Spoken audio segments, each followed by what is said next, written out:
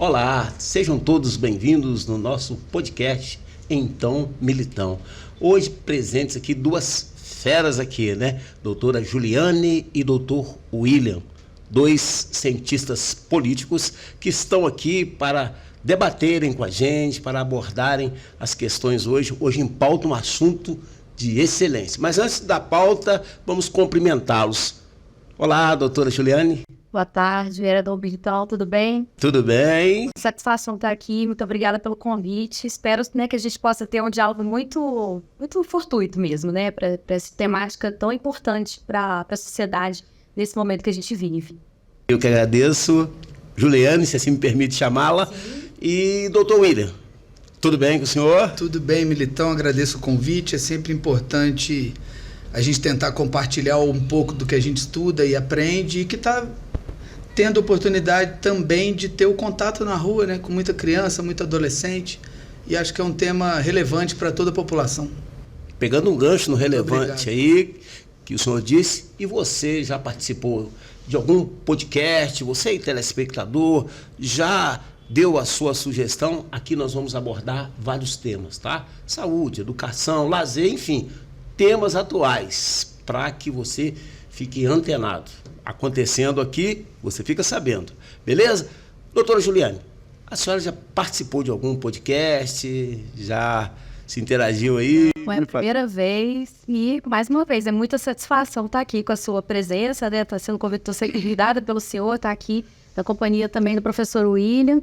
É uma primeira vez e espero, né, que tenhamos sorte aqui nesse primeiro encontro, hein? Olha, eu vou tirar as formalidades aqui. William, isso, você já participou assim de algum podcast? Já, e ela esconde um pouco o jogo, porque quando a gente fez uma brincadeira lá em casa sobre esporte, ela ajudou a produzir a live no YouTube e tal. Foi bem bacana. Mas acho que na frente das câmeras, só por acidente, né? Não, só algumas entrevistas, assim, mas podcast é a primeira experiência, TV, né? Mesmo. Ah, beleza. Então aí nós hoje vamos abordar o tema, o impacto das redes sociais na vida dos adolescentes. Tem produzido um impacto muito grande. São várias pessoas, né? Mais de 35 milhões de pessoas entre 10 a 19 anos têm acessado as redes sociais. Isso tem produzido impactos positivos e negativos. É isso que nós vamos abordar hoje, sobre esses impactos, o que representa, o que é bom, o que é ruim. Foi bom as pessoas agora estarem mais interagidas na internet. Na minha época, Juliane e William, era a biblioteca, né? Eu não tinha muito acesso, mas hoje, né, com a globalização, com as mudanças tecnológicas, né, com o desenvolvimento tecnológico, econômico, social, a sociedade mudou. E é dentro dessas mudanças que vamos conversar hoje. Hoje em pauta o impacto das redes sociais na vida dos adolescentes. Primeiro, para a doutora Juliane. Doutora, o que você acha? O que você pode me falar? O que isso causa? Pode falar algum ponto positivo, negativo? Fique à vontade. Sim. Primeiramente, essa temática ela é de extrema relevância porque não tem como a gente desvincular mais, né, essa vivência da internet, do mundo da internet, das redes sociais, da vida em sociedade, né? Faz parte não só da juventude, obviamente, né, mas faz parte de toda a sociedade, essa vivência do mundo digital e, em específico, né, as redes sociais, elas estão muito vinculadas a esse universo, né, do início da adolescência, da juventude, ligada às redes sociais, seja as mídias de fotos, né, mas também as de texto, né, que eles transmitem as suas ideias. Se antigamente a gente estava, né, conversando com os nossos amigos na esquina, na igreja, nos bares, seja onde for, né, hoje em dia tudo isso acontece também nesses locais, mas também no mundo digital. E no mundo digital, ao mesmo tempo que é um outro mundo, é o mesmo mundo. A gente tem que ter isso em mente, né? O mundo é o mesmo, só que a ferramenta mudou, o instrumento mudou e a gente tem que entender, por isso, esses impactos, porque, obviamente, existem impactos e eles não são só negativos, né? A gente também tem que tirar proveito daquilo que o mundo digital traz, né, para a juventude, em relação aos conhecimentos mesmo que o mundo digital traz para eles, né? Os acessos, né? O senhor citou que antigamente a gente precisava ir às bibliotecas, né? Eu ainda frequento, amo as bibliotecas, né? Mas os jovens, eles, no geral, eles pesquisam na internet, né? E, às vezes, eles não estão nem pesquisando naqueles sites de pesquisa, eles já olham só nas redes sociais e é dali que eles se informam. Isso pode ser ruim? Pode ser ruim, mas a gente também tem que saber instruir, né? Eu acho que é o empenho das escolas, sim, né? A gente, como, né, somos aqui educadores, né? A gente entende que é um papel da escola, sim, instruir, né, esses jovens a como utilizar essas ferramentas. Mas é importante também que as famílias estejam cada vez mais antenadas, entendendo os efeitos, né, positivos e negativos dessa inserção desses jovens no mundo digital, para que a gente também possa, né, instruir devidamente, né, dentro de casa também, como que vai ser abordada aquela informação toda que está, né, que tá aparecendo ali para aquele jovem. A gente costuma falar, né, não necessariamente toda informação vira conhecimento, né? Então, para você apurar essa informação e transformá-la em conhecimento, você precisa de diálogo com seus familiares, diálogos com seus amigos, na escola, sobretudo, né, pelo conhecimento científico em si. Mas eu acho que a gente pode abordar várias outras questões aqui, mas de primeiro o que eu acho importante a gente ressaltar que é isso. O mundo digital existe, mas ele está em paralelo, né? Ele não é só outro mundo. A vida acontece nesses dois ambientes, né? No mundo real e também no mundo digital. E a gente tem que trabalhar essa percepção para que a gente possa alcançar mais os objetivos, os aspectos positivos do que os negativos. Porque a vida em sociedade, como a gente conhecia, sem mundo digital, sem rede social, ela também sempre teve seus problemas, né? Então a gente está vivendo, mais uma vez, um outro impacto que esse mundo digital está trazendo para a gente. Com certeza. São transformações que temos, de alguma forma ou de outra, nos adaptarmos com as transformações que a nossa sociedade está nos proporcionando, né? Muito importante que você falou sobre os pontos positivos. Antigamente, eu tinha que sair e ir longe para fazer um trabalho. Hoje não. Você acessa ali a internet e rapidamente você tem uma resposta, você tem uma pesquisa e a comodidade, né? O aluno está ali dentro de casa, não precisa sair, ele não saindo, né? Ele consequentemente fica menos vulnerável a um assalto, a uma agressão, né? Enfim, está dentro da sua casa, está protegido, né? E o aspecto positivo é nesse ponto, mas o fato dele se isolar também tem alguns aspectos negativos, né? Porque muitas vezes ele não vive em sociedade e isso tem causado algumas doenças, dentre elas depressão, enfim, uma série de coisas. Mas agora eu vou voltar com o William. William, quais são os desafios que a internet, quais são os pontos positivos, negativos na sua ótica? O que você vê? Esse tema é muito rico e aí a gente está tentando ser um pouco sintético também para evitar se alongar, porque tem o tempo do programa e a gente não quer avançar muito. Mas eu acho que nesse primeiro momento, pensando um pouco também no que vocês dois já falaram, eu acho relevante perceber que, assim, de um modo geral, tudo que acontece na vida da gente pode ter uma interpretação e uma consequência ruim ou boa. Eu acho que a gente ainda como indivíduo e como família, a gente ainda é o detentor da decisão que a gente vai tomar diante dessas novidades. Então é importante que a gente saiba o uso que a gente quer fazer da internet. Mais do que saber o negativo e o positivo, talvez seja pensar na adequação. E eu vejo todo mundo acessando a internet. Mas qual fonte que ele está acessando? Mais do que a fonte da informação que a gente está acessando, para que eu quero essa informação? É só para eu fazer uma repostagem, uma brincadeira? Ok, a fonte, quase que a maioria das fontes de dados ali vão servir. Mas é para minha escola? É para um trabalho da faculdade? Eu já tenho que saber quais são os sites que vão me alimentar com os dados que se adequam a essa necessidade. Mas antes da gente abordar muito essa questão do positivo e do negativo, eu queria lembrar de um aspecto mais geral. De uma certa maneira, a gente pode dizer que a internet ela democratizou o acesso à informação, porque o adolescente ou o adulto, seja quem for o usuário da internet, ele dentro do quarto dele, ele acessa o mundo inteiro. Isso é uma coisa boa. Eu não tive oportunidade ainda de ir à Europa, mas eu conheço várias coisas, muito mais do que eu poderia, através da internet. Então, tanto de locais, de filmes, de fotos, de acesso à vida, como ocorre lá. Isso é uma coisa boa? Noutra via, eu estou tendo acesso a um volume tão grande de informação que a gente muitas vezes não está preparado para lidar com esse volume de informação. Então, isso pode gerar ansiedade, pode gerar transtornos mentais, depressão, como o senhor falou, e uma série de outras questões. E eu acho importante, no primeiro momento, já que a gente está com o foco mais nas crianças e adolescentes, a criança não deixa de estar fisicamente segura quando ela está no quarto dela, dentro de casa.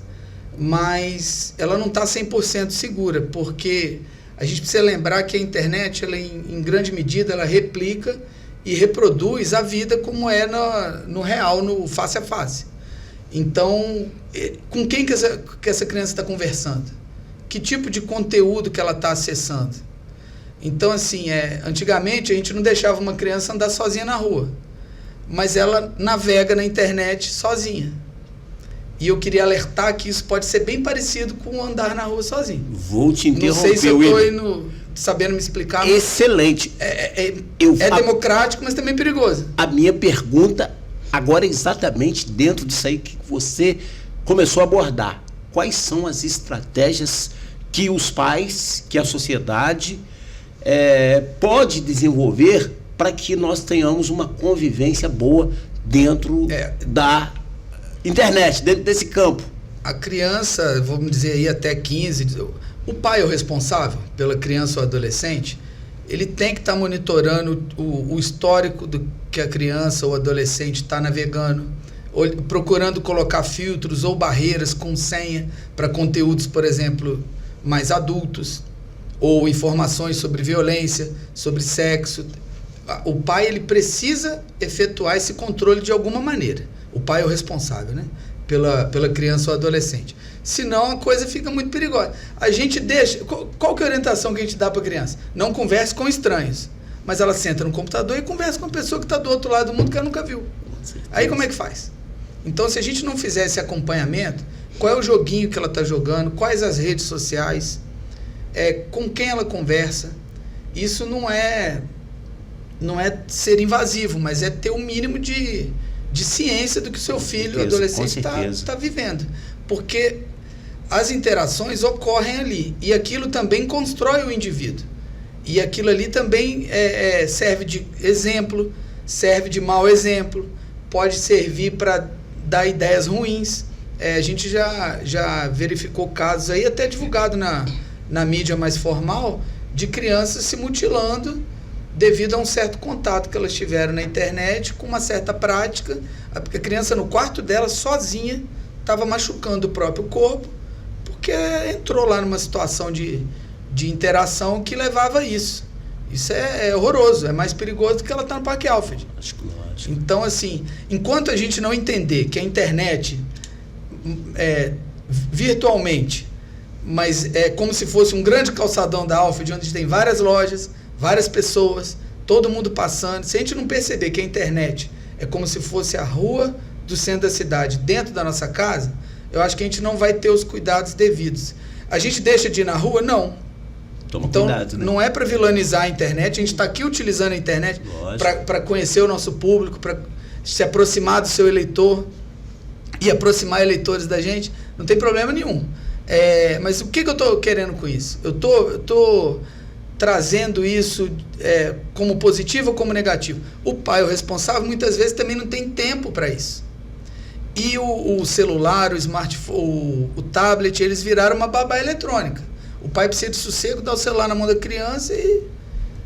nessa sociedade que nós vivemos, né, com essa vida, que o pai muitas vezes sai de manhã e volta à noite, a mãe deixa os adolescentes por não ter tempo também, por estar ajudando o pai, né, na renda familiar, porque sabemos que o mundo que nós estamos vivendo, mas concordo contigo, por mais desafiador, por mais difícil, eu acho que o pai não deve perder esse comprometimento. A minha menina tem 18 anos, tá? Eu, às vezes, eu procuro saber o que é que ela está vendo.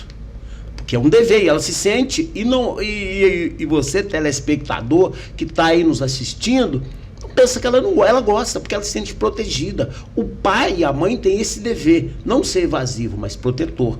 E para proteger, tem que estar alerta, né? Porque, conforme o William disse, né? Muitas vezes tem um cara ali do lado que pode estar com uma má intenção. Juliane, uma pergunta. Cyberbullying. Como lidar com essas questões? O que você pode falar pra gente? Uma questão aí nas redes sociais, conteúdos inapropriados que muitas vezes são expostos aos nossos jovens, às nossas crianças, né? O que você diz aí a respeito? Como nós podemos lidar? É importante a gente lembrar que o bullying, né, que foi nomeado assim recentemente, né, a gente viveu uma era que já existia isso e não tinha nome, né? Então, do ponto de vista físico, né, presencial, o bullying já existe há muito tempo e ainda é um desafio lidar com essas situações, sobretudo nos ambientes escolares, por exemplo.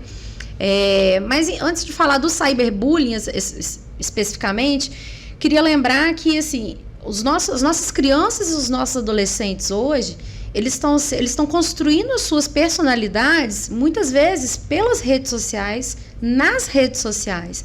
E essa construção da personalidade, ela pode sim trazer aspectos muito positivos, mas elas também trazem aspectos negativos quando você usa muito filtro para a sua imagem. Então, se a sua imagem real não é a imagem que você consegue publicizar numa rede social desde cedo, na infância, na adolescência, e você ter que lidar com o mundo real muitas vezes, e aquela imagem não ser compatível, ela vai te gerar diversos danos, né? Vai gerar nessa juventude, já está gerando, infelizmente, diversos danos psíquicos, né? Relacionados à questão da autoestima.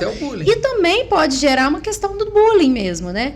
A gente, como professor, a gente vive isso muito no ambiente escolar, né? Muitas vezes os meninos, as meninas, eles postam fotos nas redes sociais, colocam muito filtro, e quando eles estão na escola, eles são outra pessoa, né? E aí existem esses conflitos, tanto internos, porque é uma questão de aceitação da imagem, da própria imagem, e também os conflitos externos, né? Que é como que a sociedade, os amigos, os colegas, lidam com essa sua questão da sua distorção, muitas vezes, de imagem. O cyberbullying, eu acho que a gente tem que lembrar que hoje em dia já existem também leis que ajudam, né, estão sendo construídas também, né, que ajudam a gente a entender que esse ambiente, ele também não é liberou-geral, não é assim. A gente tem que ter o controle, não dá para as pessoas falarem simplesmente o que querem nesses espaços. Elas têm que entender que, para falar, elas vão estar se expondo e elas podem ser punidas dependendo se isso for caracterizado como algum tipo de crime, né, cibernético, enfim. Mas o bullying, ele está ali, está tangenciando toda essa situação macro, né, que eu mencionei aqui por alto agora, e eu acho que ela acontece muito assim, realmente, cada vez mais isolando esse jovem, essa criança, esse adolescente naquele espaço, e ao mesmo tempo que ele começa a ficar isolado dentro do espaço da rede social, porque ele já, né, sofrendo bullying ali, né, pela sua imagem, mas ele também leva isso para o espaço presencial, né, muitas vezes, porque o espaço que os jovens, né, as crianças e adolescentes mais ficam muitas vezes é no ambiente escolar, né, e é lá no ambiente escolar que muitos desses problemas aparecem, né.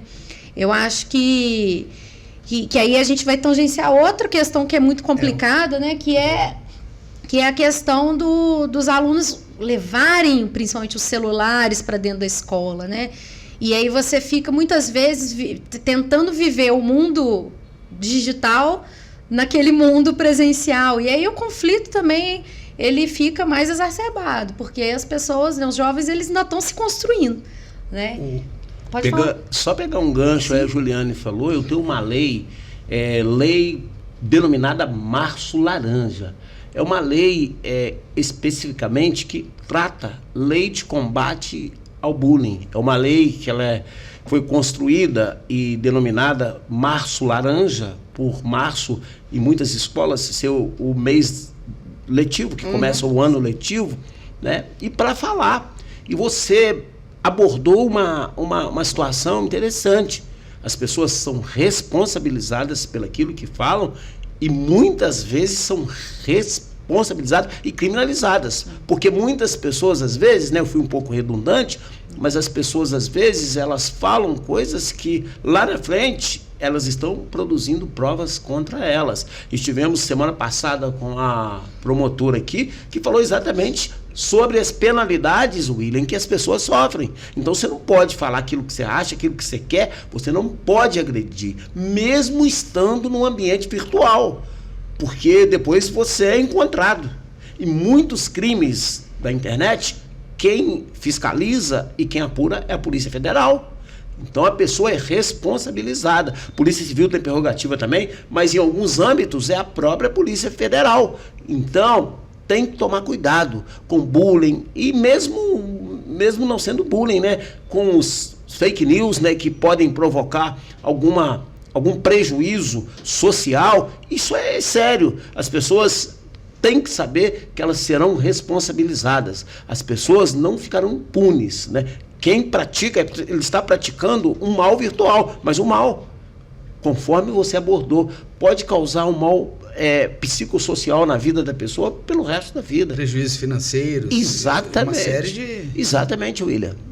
Perdão te interromper? Pois não, à vontade. Só para não perder o gancho, a gente precisa lembrar que a internet é um espaço social virtual, mas as regras, a Constituição, as leis civis, tudo está valendo. Então, assim, se eu não posso difamar ninguém no meio da rua, se eu não posso agredir ninguém, xingar, cometer uma injúria racial, um ato de racismo, um ato de transfobia, seja lá do que for, de LGBTfobia, de machismo, essas regras elas valem também para a rede social. Mas assim, para não alongar, ficou em dúvida se pode ou não fazer? Você pode fazer isso na vida física? Não. Então também não pode na internet. Exato. Eu não posso difamar alguém ali, ou xingar, ou ser agressivo com alguém, ou expor alguém na sua intimidade, né? Tem casos aí de ex-casais, que um expõe o outro por vingança, etc. É muito complicado.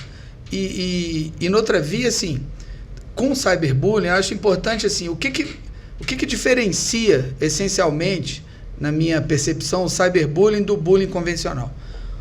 Talvez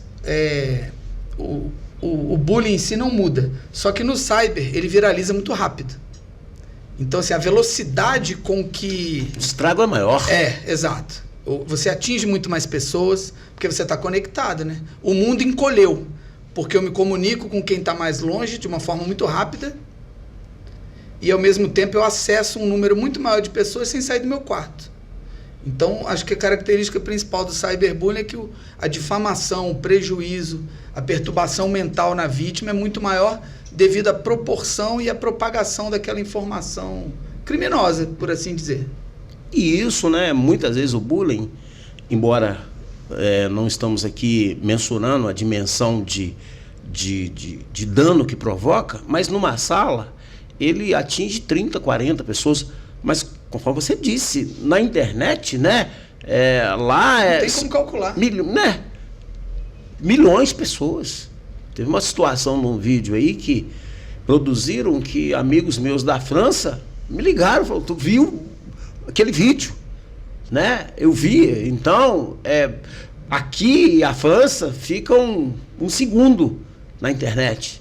Então, é o que você falou, as pessoas têm que tomar cuidado, mensurar isso e o que elas podem causar em relação ao outro, né? Com um fake news, um cyberbullying, ou seja... Uma fala agressiva. Exatamente, um racismo.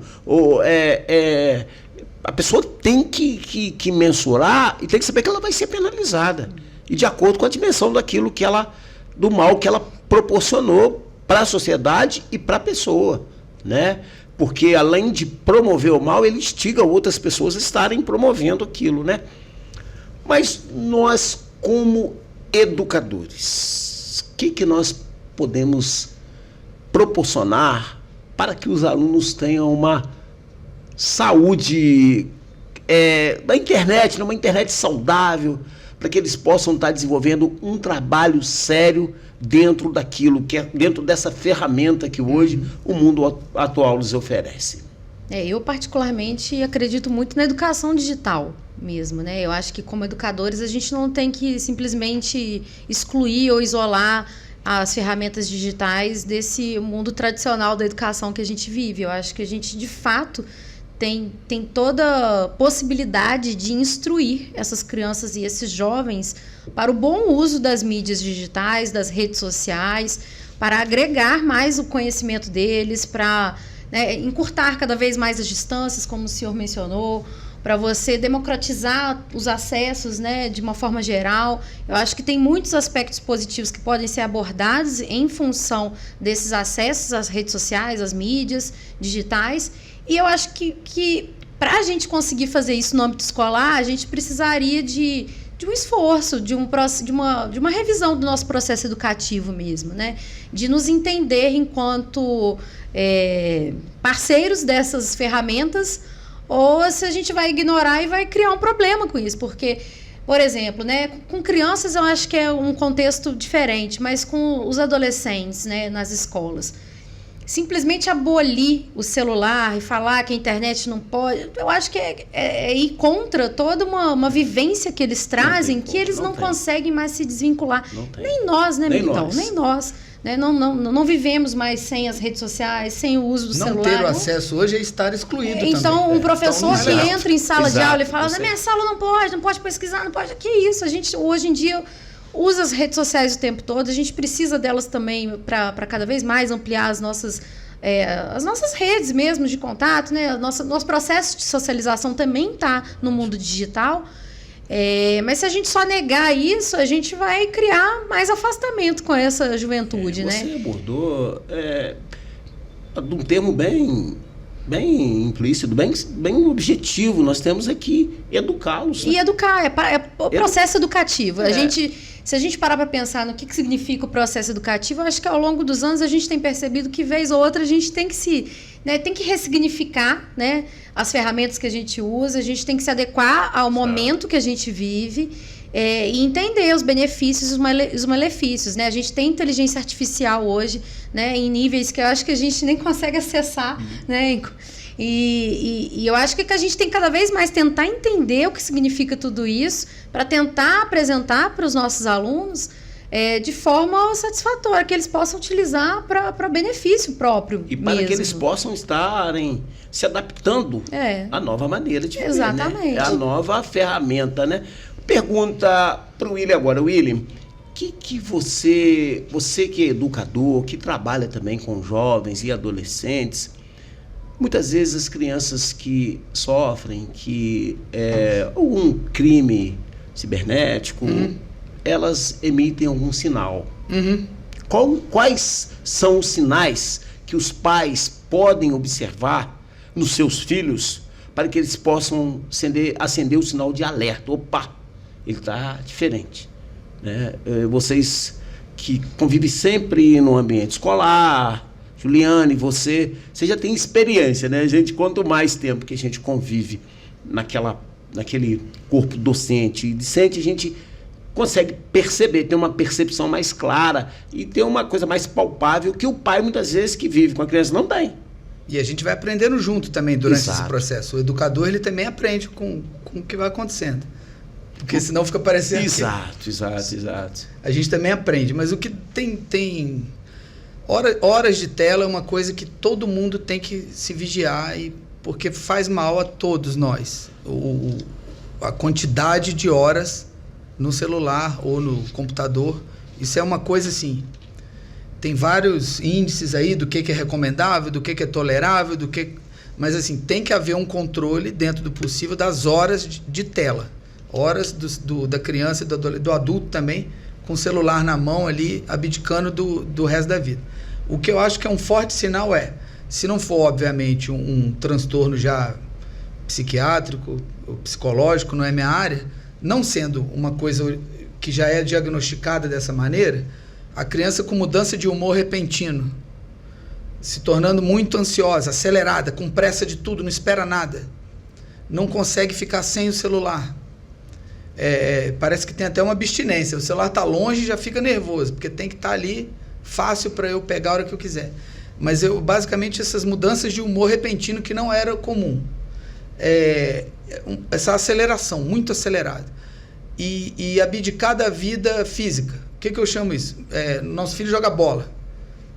Poxa, hoje ele prefere ficar no celular porque ele estava jogando alguma coisa. Mas aí amanhã de novo, depois da manhã, a semana toda, fim do mês, tem alguma coisa errada. E graças a Deus, até agora, quando ele tem a oportunidade de brincar, ele larga o celular. Isso é um bom sinal. Se isso se inverter, eu não estou dizendo que ele não pode escolher o celular. Mas se ele escolher o celular sempre ou quase sempre, já é sintoma até de algum vício, de alguma... Porque a utilização das redes sociais, elas liberam hormônios na gente que são de uma sensação de bem-estar. Eu não vou me arriscar a citá-los porque provavelmente eu vou errar um ou outro. Mas porque a gente aprende de ler. E não é minha área. Mas assim... e a pessoa fica viciada mesmo, igual uma droga, porque ela acostumou o cérebro a liberar o corpo a liberar aquele hormônio, substância, enquanto ela dá o clique, curte e ouve a música e vê a cena. E um outro problema, dificuldade de se concentrar em assuntos ou em atividades mais longas. Acho que a gente aprendeu que curta-metragem é o quê? 10, 15 minutos no máximo? Eu acho que para eles já é longa-metragem. Se deixar naqueles shorts, então, nos reels, porque ele vai picotando o teu raciocínio. São coisas curtas e a criança não consegue ouvir 10 minutos de aula. Sim. Porque ela vê vídeo de 30 segundos e aí já troca, e o cérebro vai ali, clique, clique, clique. É fisicamente um vício mesmo. Sim. Porque o corpo reage de uma forma a ter dependência daquela ação ali para liberar as substâncias que trazem bem-estar para ele, e um falso bem-estar, né? Sim, que prejudica o desenvolvimento cognitivo e o raciocínio a médio prazo. Tem vários estudos aí falando que o ser humano se concentra por 20 minutos, mas no ritmo que está indo não vai concentrar 1 minuto. Não. E deixar de comer para ficar no celular. Os sinais não são difíceis. Quando a gente enumera e faz essa lista, fica fácil de identificar. Todo pai ou responsável é capaz de observar isso e identificar esses sinais de que a situação de alerta está ocorrendo e precisa ter atenção. E você que é pai, você tem que ficar de olho. Mas hoje aconteceu o William e Juliane. É uma situação até hilária, que eu fui numa consulta médica com a minha esposa, e lá no consultório médico estava escrito assim: por gentileza, desligue o seu celular. Aí curiosamente, eu comecei com a médica, minha amiga, né, nós conversamos um pouco, doutora Sara, se não me falha, uma dermatologista, conversamos com ela um pouquinho. Ela me falou que o marido entrou com a esposa, começou a vender carro no celular do lado da esposa dele na consulta. E ficou por mais ou menos 15 minutos. Por que eu estou falando isso aqui? Minha mãe sempre falava, né? As palavras, o vento leva, mas o exemplo atrai. Os pais também têm que ter essa consciência de dar exemplo. Porque não adianta, muitas vezes, Juliane e William, os professores, os pais... Também não larga o celular. Não larga o celular. Não larga o celular, muitas vezes, nem quando chega dentro de casa. Eu preciso muito do meu celular e trabalho com ele, até pela minha profissão. Mas, quando eu chego em casa, eu coloco meu celular no modo avião. Você tem que ter um momento ali para você brincar com o seu cachorro, para você dar uma atenção para o seu filho, para sua filha, para o seu esposo, para a sua família, na hora da refeição. Você não pode simplesmente ficar almoçando. Muitas vezes eu já vi pessoas dentro do restaurante com o celular no ouvido.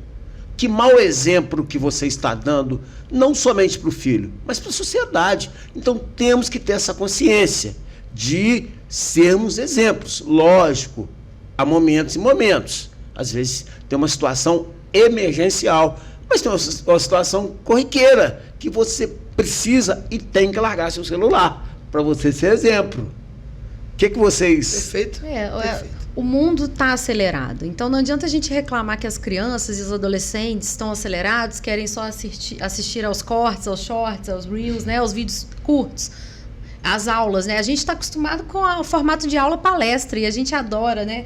As crianças e adolescentes, eles morrem se eles tiverem que assistir 1 hora de palestra, né? Não tem condição. 1 hora não tem como.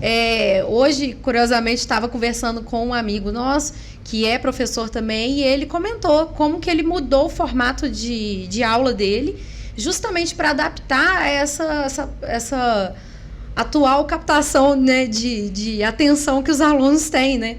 Então, ele faz cortes nas aulas deles, né? Então, ele consegue... Agora ele está falando, mas passou 1 minuto e meio, ele já muda, já apresenta um vídeo. Ou pede para o aluno fazer uma ação. Chama no quadro. Porque se ele ficar só naquela aula expositiva, passando matéria no quadro, não tem atenção que dure mais. Mas se a gente parar para pensar, Militão, nem a nossa atenção dura mais. Ainda que a gente goste do formato anterior, né? A gente está ligado... São diferentes. A gente é hiperestimulado, né? E nós que não nascemos nesse hiperestímulo, ainda também a gente fica, né, cheio de dificuldades de lidar com isso. Imagina essas crianças e esses adolescentes que nasceram hiperestimulados pelo mundo digital.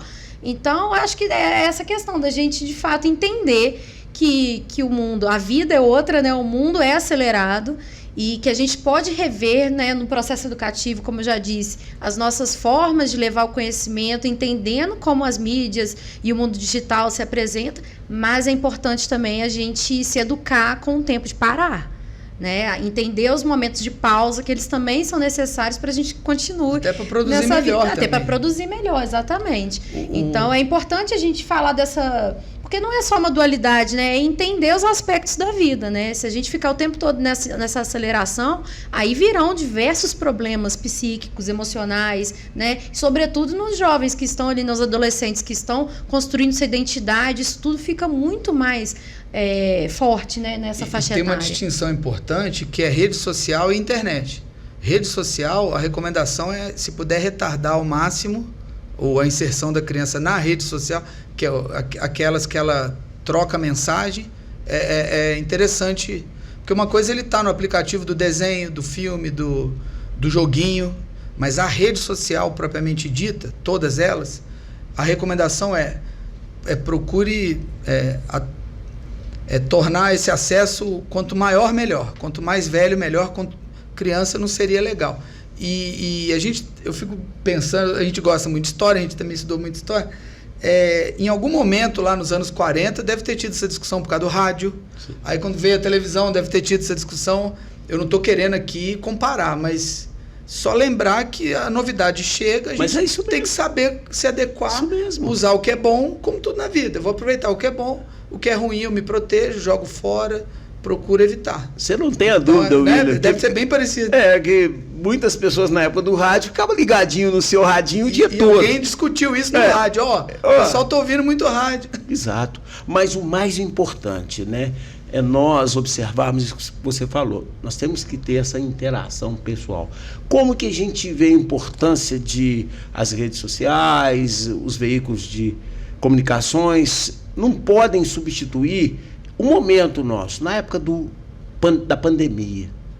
Quantos de nós gostaríamos de dar um abraço, de tocar na mão, de ficar juntos, de ficarmos juntos, e não podíamos por causa da pandemia, da Covid. Nenhum aplicativo substitui o abraço. Exato. Por mais que tente, não substitui. Exato. Então, foi um momento até de repensarmos, né, que é importante a internet, é importante o desenvolvimento, mas o relacionamento pessoal, chegar, William, te dar um abraço na Juliane, nos cumprimentarmos, isso não tem preço. Então, não podemos fazer com que a internet ou a rede social ou qualquer veículo de comunicação seja um elo de separação, mas sim um elo de unificação. Temos que fazer dessas ferramentas que Deus nos proporcionou e nos deu um canal para que nós possamos desenvolvermos ações que melhorem a vida das pessoas e não que separem as pessoas. Concordam comigo? Totalmente, sim. Totalmente. E em relação àquela questão inicial, né, dos aspectos positivos e negativos, acho que os aspectos positivos são muitos e podem ser cada vez mais, assim, podem existir cada vez mais aspectos positivos.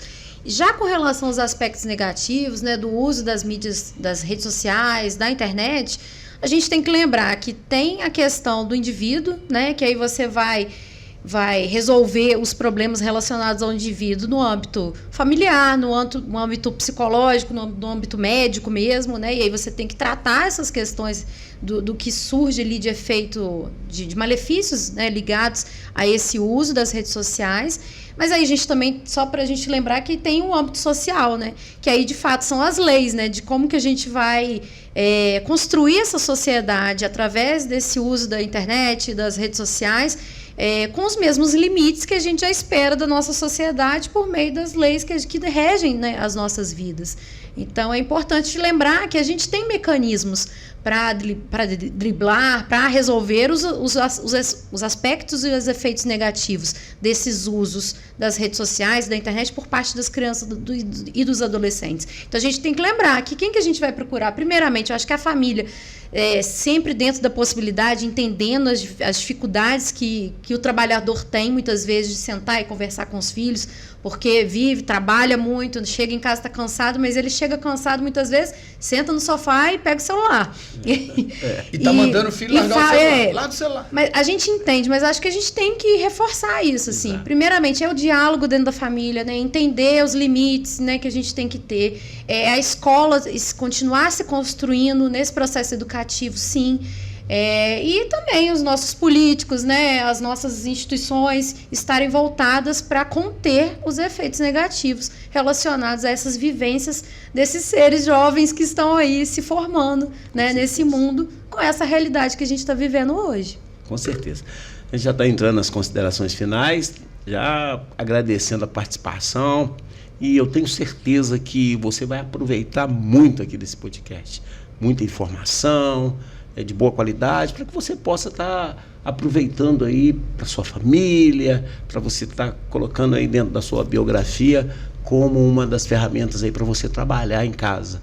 Quero agradecer, doutora Juliane, muito obrigado pela participação da senhora aqui. Eu que agradeço, doutor William, foi muito proveitoso, tenho certeza que essa comunicação saudável, essa comunicação de qualidade vai ajudar muito. E com certeza muitas pessoas serão transformadas e modificadas. Porque as pessoas, às vezes, William e Juliane, precisam de uma informação, precisam de uma ajuda para que elas possam estar mudando o seu comportamento de vida e se adaptando a um comportamento melhor, mais saudável. Quero agradecê-los, mas antes eu quero ouvir aí a consideração final do William, da Juliane. Vamos começar pela Juliane. Quero agradecer demais pela oportunidade de estar aqui nessa conversa tão boa. Esse assunto, certamente, ele rende muito mais, né? A gente pode voltar e ficar falando mais vezes, né, dessas questões. A gente ainda está descobrindo também, né, todos esses efeitos dessas vivências aí da internet, do mundo digital. E obrigada pelo espaço. É bom demais estar aqui com você nesse diálogo, que é tão importante para as pessoas, né? Muito obrigada. Eu é que agradeço. William? A gente ficou satisfeito com o convite, feliz em contribuir, porque o Militão é uma pessoa que a gente se sente bem de estar perto e tem confiança de estar aparecendo do seu lado aí. Muito obrigado. É um prazer mesmo, uma satisfação.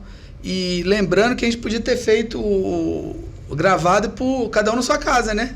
Mas não foi melhor vir todo mundo aqui? Exato. Ainda tem um pãozinho de queijo. Exato. Um refrigerante, tá bom demais. Isso na internet não tem, né? Isso. Ainda não tem. Ainda não. Essa impressora vai imprimir um pão de queijo. Essa comunhão aqui, esse carinho, né? Isso aqui é importante, né? Nós, dentro desses debates, dentro dessa informação, nós ressaltamos essa importância, tá? E convidamos você aí para nos acompanhar aí em nossas redes sociais, no nosso podcast, nos acompanhar aí e dê a sua sugestão, que às vezes tem um tema, né, Juliane? Né, o esporte pode chamar, isso, precisar aí. Pode chamar, pode convidá-los, que eles estão aí, tá? Essas duas feras aí são pessoas que, acima de tudo, são pessoas de bem, que lutam cada dia por um mundo cada vez melhor. Obrigado, Juliane. Obrigado, William. Obrigado aí a todos os telespectadores que nos acompanharam até esse momento.